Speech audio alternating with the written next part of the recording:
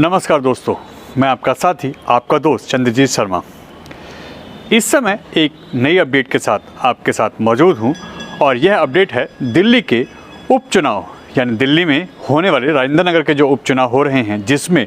आम आदमी पार्टी और बीजेपी की दोनों की ही साख का सवाल है। दोनों ही अपनी अपनी नाक बचाने में लगे हैं, खासकर आम आदमी पार्टी, क्योंकि वो वहाँ से पहले भी उनका विधायक रह चुके हैं, जिसकी वजह से अब वहाँ पे उनको अपनी साख बचाने के लिए ज़्यादा मेहनत करनी पड़ रही है। मगर उनके लिए एक बहुत बड़ा झटका इस समय उनको लग रहा है, जो आम आदमी पार्टी के लिए मुसीबत का सबब बन सकती है, खासकर दुर्गेश पाठक के लिए। दुर्गेश पाठक वहाँ आम आदमी पार्टी के विधायक के लिए अपना प्रचार कर रहे हैं। वो वहाँ के एमएलए के लिए उनका नाम है और लगातार वो मेहनत कर रहे हैं, क्योंकि आम आदमी पार्टी को सीट भी बचानी है और दुर्गेश पाठक अपनी किस्मत वहाँ से आजमा रहे हैं, जो कि राजेंद्र नगर विधानसभा क्षेत्र पड़ता है।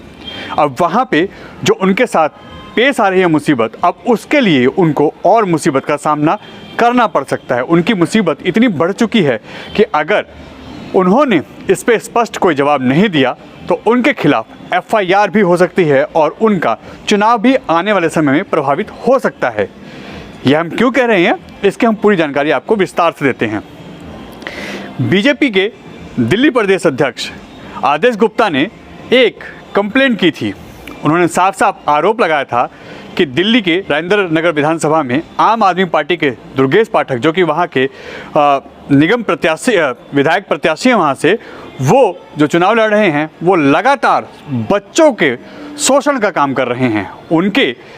जो प्रचार की सामग्री लगातार एरिया में डिस्ट्रीब्यूट हो रही है, लोग बांट रहे हैं, वो छोटे छोटे बच्चे हैं जिनके साथ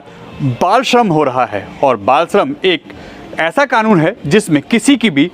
बोलती बंद हो सकती है और किसी के खिलाफ भी एक्शन हो सकता है, क्योंकि बाल श्रम अपने आप में एक बहुत बड़ा मामला है। और अगर दुर्गेश पाठक का नाम इसमें आ रहा है, क्योंकि उनके प्रचार के लिए जो बच्चे प्रचार कर रहे हैं, ऐसी कई वीडियो फोटो चुनाव आयोग को भी उन्होंने दी है और साथ ही साथ राष्ट्रीय बाल जो संरक्षण आयोग है उसमें भी कंप्लेंट की है, जिसको देखते हुए राष्ट्रीय बाल संरक्षण आयोग ने अब दिल्ली पुलिस को एफआईआर करने का फरमान जारी किया है कि इसके खिलाफ एफआईआर हो दुर्गेश पाठक पे। अगर ऐसा होता है तो दुर्गेश पाठक की मुश्किल बढ़ सकती है, क्योंकि जो फोटो वीडियो आम आदमी पार्टी के खिलाफ यानी दुर्गेश पाठक के खिलाफ जो बीजेपी ने दिया है, चाहे वो दिल्ली पुलिस के सामने हो, चाहे वो राष्ट्रीय बाल संरक्षण आयोग के सामने हो, अब यह चीज़ें चुनाव आयोग को लेटर लिख के राष्ट्रीय बाल संरक्षण आयोग जो है, इसने दिल्ली के इस चुनाव को लेके चुनाव आयोग को पत्र लिखा है और साफ साफ कहा है कि इनके खिलाफ एक्शन हो और इनके खिलाफ कड़ी कार्रवाई हो सकता है। और इनकी मुसीबत ऐसी बढ़ती रही तो आने वाले चुनावों में दुर्गेश पाठक की मुसीबत बढ़ सकती है। हो सकता है चुनावों को उनके इस कारण जो उनके साथ ये काम हुए हैं, जो वो जिस मामले में फंस रहे हैं, उनके चुनाव पे काफ़ी बड़ी मुसीबत खड़ी हो जाए। अगर एफआईआर होती है तो यह मुसीबत और यह प्रचार पे भी उनके प्रभावित करेगी। हालांकि प्रचार बंद हो चुका है अब, यानी 23 तारीख को वहाँ वोटिंग होनी है। मगर अगर एफआईआर होती है, चुनाव प्रभावित होता है, तो इसका सीधा सीधा एक्शन और सीधा सीधा असर वहाँ की लोकल जनता पे जाएगा और हो सकता है वोटिंग के समय इस पे नेगेटिव असर दिखाई दे आम आदमी पार्टी के लिए और दुर्गेश पाठक के ऊपर भी इसका प्रभाव पड़े। तो यह बहुत बड़ी मुसीबत आम आदमी पार्टी के लिए इस समय आई है, जो कि बीजेपी ने एक बड़ा मुद्दा बना लिया है बाल श्रम को लेके, और इसकी उन्होंने कंप्लेंट भी की है और बाल श्रम को ही लेके अब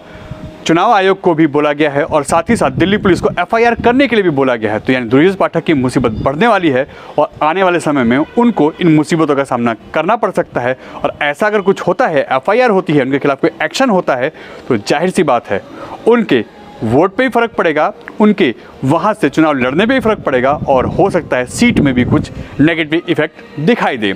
एन भारत टीवी, दिल्ली।